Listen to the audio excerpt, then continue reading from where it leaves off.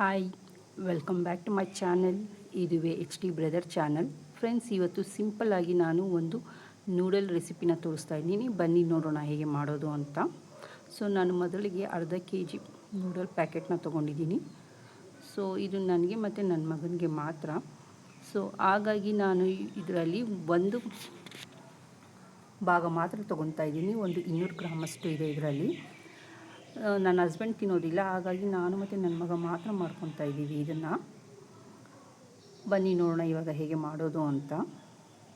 So ಇವಾಗ ನಾನು ಪಾತ್ರೆಗೆ ಬಿಸಿನೀರನ್ನ ಕಾಯೋದಕ್ಕೆ ಇಟ್ಟಿದ್ದೀನಿ. ನೂಡಲ್ಸ್ ಮುಳುಗುವಷ್ಟು ನೀರನ್ನ ಹಾಕಬೇಕು ಮತ್ತು ಅದಕ್ಕೆ ರುಚಿಗೆ ತಕ್ಕಷ್ಟು ಉಪ್ಪನ್ನು ಸೇರಿಸ್ಕೋಬೇಕು. ಮತ್ತು ಅದಕ್ಕೆ 1 ಟೇಬಲ್ ಸ್ಪೂನಷ್ಟು ಎಣ್ಣೆ ಕೂಡ ಸೇರಿಸ್ಕೋಬೇಕು. ಸೊ ಎಣ್ಣೆ ಹಾಕೋದ್ರಿಂದ ಏನಾಗುತ್ತೆ ಅಂತ ಹೇಳಿದರೆ ನೂಡಲ್ಸು ಒಂದಕ್ಕೊಂದು ಅಂಟೋದಿಲ್ಲ. ಸೊ ಬಿಡಿಬಿಡಿಯಾಗಿರುತ್ತೆ. ಆ ಕಾರಣಕ್ಕೆ ಇವಾಗ ನೀರು ಚೆನ್ನಾಗಿ ಕಾಯೋವರೆಗೂ ಬಿಡಬೇಕು. ನೋಡಿ, ಇವಾಗ ನೀರು ಚೆನ್ನಾಗಿ ಕುದೀತಿದೆ. ಇವಾಗ ನಾವು ಇದಕ್ಕೆ ನೂಡಲ್ಸ್ನ ಸೇರಿಸ್ಕೋಬೇಕು. ಆನಂತರ ಒಮ್ಮೆ ಅದನ್ನು ಮಿಕ್ಸ್ ಮಾಡ್ಕೋಬೇಕು. ಸೊ ಮಿಕ್ಸ್ ಮಾಡಿ ಒಂದು 5 ನಿಮಿಷ ಅದನ್ನು ಚೆನ್ನಾಗಿ ಬೇಯೋದಕ್ಕೆ ಬಿಡಬೇಕು. ಈ ಥರ ಸ್ಪ್ಯಾಟುಲಾ ಇದ್ದರೆ ಇದರಲ್ಲಿ ಮಿಕ್ಸ್ ಮಾಡ್ಕೊಳ್ಳಿ, ಈಸಿಯಾಗಿ ಮಿಕ್ಸ್ ಆಗುತ್ತೆ. ನೋಡಿ, ಇವಾಗ ಇದು ಬೆಂದಿದೆ. ಅದಕ್ಕಿದ್ರೆ ಸಾಕು. ಸೊ ಇವಾಗ ನಾವು ಇದನ್ನು ಫಿಲ್ಟರ್ ಮಾಡ್ಕೋಬೇಕು. ಅದಕ್ಕೆ ನಾನು ಒಂದು ಬಾಣಲಿ ಇಟ್ಕೊಂಡಿದ್ದೀನಿ ಮತ್ತು ನೀರು ಬಸಿಯೋದಕ್ಕೆ ಒಂದು ಇದನ್ನು ಕೂಡ ಸ್ಟೇನರ್ನ ಇಟ್ಕೊಂಡಿದ್ದೀನಿ. ಸೊ ಇದಕ್ಕೆ ಇವಾಗ ನೀರನ್ನೆಲ್ಲ ಬಸಿಯೋಣ. ಸೊ ಈ ನೀರನ್ನ ಬಸಿದ ಮೇಲೆ ಮತ್ತೆ ನಾವು ಇದಕ್ಕೆ ಇಮಿಡಿಯೇಟಾಗಿ ತಣ್ಣೀರನ್ನ ಹಾಕೋಬೇಕು. ಫ್ರೆಂಡ್ಸ್, ತಣ್ಣೀರು ಹಾಕಿಲ್ಲ ಅಂತ ಹೇಳಿದರೆ ಇದು ಬಿಸಿ ಇರೋ ಕಾರಣ ಮುದ್ದೆಯಾಗಿ ಆಗಿಬಿಡುತ್ತೆ. ಹಾಗಾಗಿ ಈ ನೀರನ್ನ ಚೆಲ್ಲಿ ಮತ್ತೆ ನಾವು ಇದಕ್ಕೆ ಇವಾಗ ತಣ್ಣೀರನ್ನ ಸೇರಿಸ್ಕೋಬೇಕು. ಸೊ ತಣ್ಣೀರನ್ನ ಸೇರಿಸಿದ ಮೇಲೆ ಮತ್ತೆ ನಾವಿವಾಗ ಇದಕ್ಕೆ 1 ಟೇಬಲ್ ಸ್ಪೂನಷ್ಟು ಎಣ್ಣೆನ ಸೇರಿಸ್ಕೋಬೇಕು. ಎಣ್ಣೆನ ಸೇರಿಸಿ ಒಂದು ಸಲ ಇದನ್ನು ಪಲ್ಟಾಯಿಸ್ಕೋಬೇಕು. ಸೊ ಈ ಥರ ಮಾಡೋದ್ರಿಂದ ಮತ್ತೆ ಇದು ಬಿಡಿ ಆಗುತ್ತೆ, ಒಂದಕ್ಕೊಂದು ಅಂಟೋದಿಲ್ಲ ಅಂತ ಅಷ್ಟೇ. ಸೊ ಬನ್ನಿ ಇವಾಗ ಹೇಗೆ ಮಾಡೋದು ನೂಡಲ್ಸ್ ಅಂತ ನೋಡೋಣ. ಸೊ ಈ ಕಡೆ ನಾನು ಒಂದು ಪ್ಯಾನ್ನ ಇಟ್ಟಿದ್ದೀನಿ.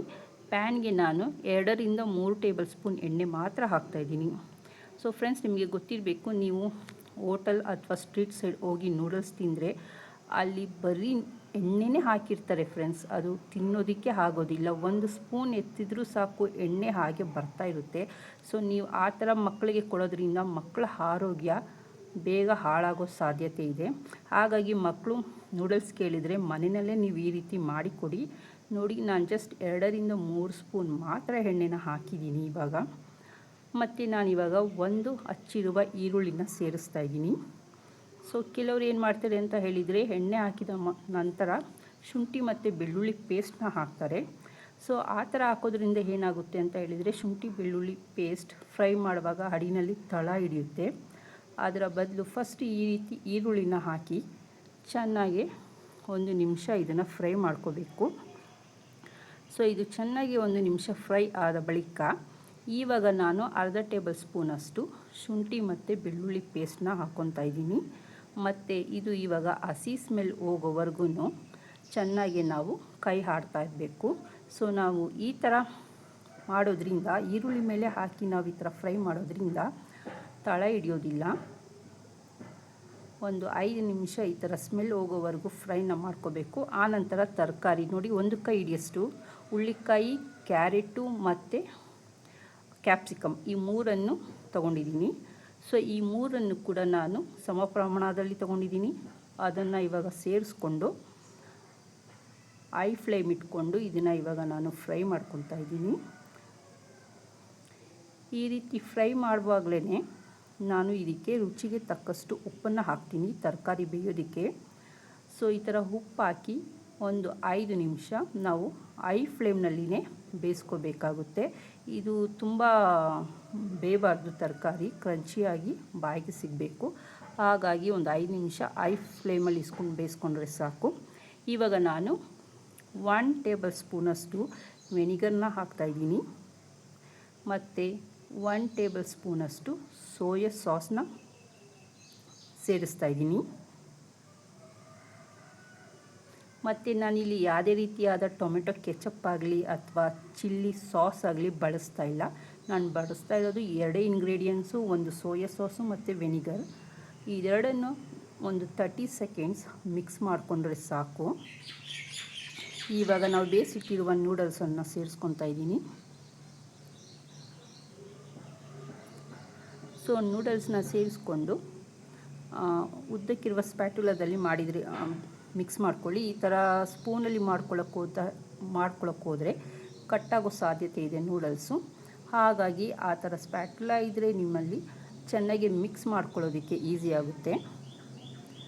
ಸೊ ಮಿಕ್ಸ್ ಮಾಡ್ಕೊಂಡು ಬಳಿಕ ನೋಡಿ, ಇಲ್ಲಿ 1 to 3 ನೂಡಲ್ಸ್ ಮಸಾಲ ಅಂತ ಸಿಗುತ್ತೆ ರೆಡಿಮೇಡ್. ನಾನು ಜಸ್ಟ್ 2 ಸ್ಪೂನಷ್ಟು ಮಸಾಲನ ಸ್ಪ್ರಿಂಕಲ್ ಮಾಡ್ಕೊತಾ ಇದ್ದೀನಿ. ಸೊ ಸ್ಪ್ರಿಂಕಲ್ ಮಾಡಿಕೊಂಡು ಇದನ್ನು ಮಿಕ್ಸ್ ಮಾಡಿಕೊಂಡ್ರೆ ಸಾಕು. ಸೊ ನಮ್ಮ ರುಚಿಕರವಾದ ಸಿಂಪಲ್ ಆದ ನೂಡಲ್ಸ್ ರೆಡಿ ಆಗುತ್ತೆ. ಮಕ್ಳಿಗಂತಲೂ ಇದು ತುಂಬಾ ಇಷ್ಟ ಆಗುತ್ತೆ, ತುಂಬ ಇಷ್ಟಪಟ್ಟು ತಿಂತಾರೆ.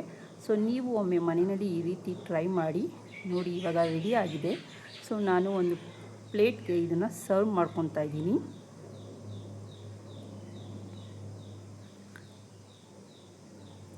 ನೋಡಿ, 2 ಮೊಟ್ಟೆ ತೊಗೊಂಡಿದ್ದೀನಿ, ನೂಡಲ್ಸ್ ಮತ್ತು 1 ಪೀಸ್ ಪಪ್ಪಾಯ ಹಣ್ಣು.